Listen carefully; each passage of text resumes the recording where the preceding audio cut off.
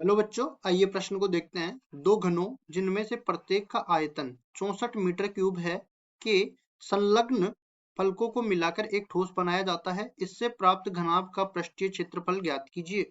प्रश्न को हल करने से पहले इसकी मुख्य अवधारणा के बारे में चर्चा करनी है। मुख्य अवधारणा तो देखो, इसमें हम लोग घन और घनाभ के बारे में पढ़ेंगे, उनकी विमाओं और उनके क्षेत्रफल व पृष्ठीय क्षेत्र आयतन के बीच में क्या संबंध है।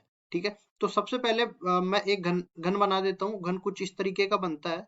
ये मान लो इसकी सारी भुजाएं जो है वर्गाकार होती है। ठीक है, सारी भुजाएं नहीं, सारे के सारे फलक वर्गाकार होते हैं। तो ये अपने पास बन गया घन। अब घन में देखो, ये लंबाई इसकी a मीटर मान लेता हूँ, या फिर कोई भी इकाई मान लो। a इसकी लंबाई मान लेता हूँ, a इसकी चौड़ाई मान लेता हूँ, और a इसकी ऊंचाई मान लेता हूँ। ये सब कुछ इसकी विमाएं a है। तो मैं कहूंगा यहाँ पे घन की विमा, घन की भुजा ये बराबर आ जाएगी a के। तो घन का जो क्षेत्रफल है, घन का पृष्ठीय क्षेत्रफल, पृष्ठीय क्षेत्रफल, ये जिसको मैं a से निरूपित कर सकता हूँ, ये बराबर हो जाएगा किसके। देखो, एक फलक का क्षेत्रफल a स्क्वायर, तो 6 फलकों का क्षेत्रफल कितना हो जाएगा, 6a स्क्वायर। ठीक है, इसी तरह घन का आयतन, घन का आयतन ये किसके बराबर हो जाएगा, इसको मैं v से निरूपित करूंगा और ये बराबर हो जाएगा 1 की घात 3 के बराबर। इसी तरह घनाभ में चलते हैं, तो घनाभ का भी सेम इसी तरह बनने वाला है। फर्क केवल इतना है कि घन, जैसे घन के सारे फलक जो है वर्गाकार होते हैं, वैसे ही घनाभ के सारे फलक जो है आयताकार होते हैं। तो इस तरीके से अपने पास ये घनाभ बनने वाला है। ठीक है, ये दोनों आयत मैंने ले लिए। अब इन भुजाओं को मैं, इन विमाओं को मैं मिला देता हूं इनकी, और ये अपने पास तैयार हो गया है एक घन। अब देखो, इसकी जो लंबाई है इसको मैं l से निरूपित कर देता हूँ, चौड़ाई है इसको b से निरूपित कर देता हूँ, और जो ऊंचाई है उसको h से निरूपित कर देता हूँ। तो यहाँ से हम लोग कहेंगे घनाभ के लिए, घनाभ के लिए हम लोग लिख रहे हैं घनाभ। तो इसके लिए लंबाई जो है, लंबाई इसको l बोला है मैंने, चौड़ाई जो है इसकी उसको b बोला है मैंने, और जो ऊंचाई रह गई, एक विमा और रह गई ऊंचाई, ऊंचाई को मैंने h बोला है। तो अब इसके पृष्ठीय क्षेत्रफल की मैं बात करूं, घनाभ का पृष्ठीय क्षेत्रफल, इसको a से निरूपित करेंगे, जो कि बराबर हो जाएगा 2 गुणा में लंबाई गुणा में चौड़ाई प्लस चौड़ाई गुणा में ऊंचाई प्लस लंबाई गुणा में ऊंचाई। ठीक है, ठीक इसी तरह घनाभ का आयतन, घनाभ का आयतन ये किसके बराबर हो जाएगा, इसको v मान लेता हूं, और ये बराबर हो जाएगा लंबाई गुणा में चौड़ाई गुणा में ऊंचाई।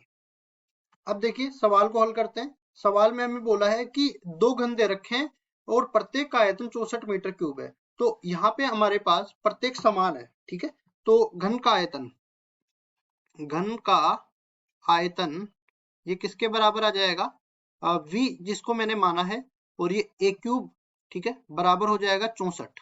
ठीक है, यहाँ पे घन की भुजा मैं यहाँ पे पहले ही बोल देता हूँ, घन की जो भुजा है उसको मैंने a मान लिया है, घन की भुजा a मान ली मैंने। तो यहाँ से इसको मैं कह सकता हूँ a क्यूब बराबर में हो जाएगा ये 4 की घात 3 के बराबर। तो दोनों तरफ घनमूल लेंगे तो a का मान आ जाएगा 3। और ये किसके बराबर है, देखो 64 मीटर क्यूब के बराबर है ना, ये 64 मीटर क्यूब के बराबर है। तो ये जो भुजा है ये 4 मीटर के बराबर आ जाएगी, 4 मीटर के बराबर आ जाएगी। अब उसके बाद देखिए, ये दो घन है, इस तरीके से दो घन है। तो पहले तो मैं दो घनों को इस तरह से बना देता हूँ। ये मान लो पहला घन इस तरीके से है, और दूसरा घन भी जो है सेम, इसकी विमाएं और इसका आयतन चूंकि बराबर है, तो ये समान प्रकार का घन है। तो इसको भी मैं इसी तरह व्यक्त करूंगा। ये दोनों को मैं जो है समान तरीके से रखने वाला हूँ। तो देखिए, ये अपने पास इस तरीके से बनने वाला है। ठीक है, इसको ठीक कर देते हैं, और ये अपने पास इस तरीके से बन जाएगा। तो ये आ गया अपना घनाभ। अब घनाभ में देखो, इसकी लंबाई तो परिवर्तित हो गई। लंबाई कितनी हो गई, देखो 4 मीटर तो ये है, और 4 मीटर ये है। उसकी चौड़ाई की बात करूं तो 4 मीटर के बराबर ही है, और ऊंचाई की बात करूं तो 4 मीटर के बराबर ही है। लेकिन लंबाई परिवर्तित हो गई, चौड़ाई और ऊंचाई समान रही। तो हम लोग कहेंगे जो बनाया हुआ घनाभ है, घनाभ, घनाभ अपना बन गया।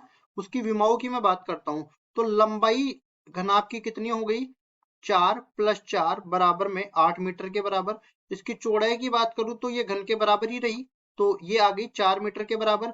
इसकी ऊंचाई की मैं बात करूं तो ये भी घन के बराबर ही रही, तो ये आ गई 4 मीटर के बराबर, विमाएं आ गई। अब इसका पृष्ठीय क्षेत्रफल हमें चाहिए, तो घनाभ का पृष्ठीय क्षेत्रफल इसको मैं a से निरूपित कर देता हूं, जो कि बराबर है 2 गुणा में इसको मैं लंबाई को l से निरूपित कर रहा हूं, चौड़ाई को b से और ऊंचाई को h से। तो ये बराबर हो जाएगा लंबाई गुणा में चौड़ाई प्लस चौड़ाई गुणा में ऊंचाई प्लस ऊंचाई गुणा में लंबाई। तो ये बराबर हो जाएगा 2 गुणा में 8 गुणा में 4 प्लस 4 गुणा में 4 प्लस 4 गुणा में 8। कुल मिला के इसको आगे हल करते हैं तो ये बन जाएगा 32 + 16 + 32।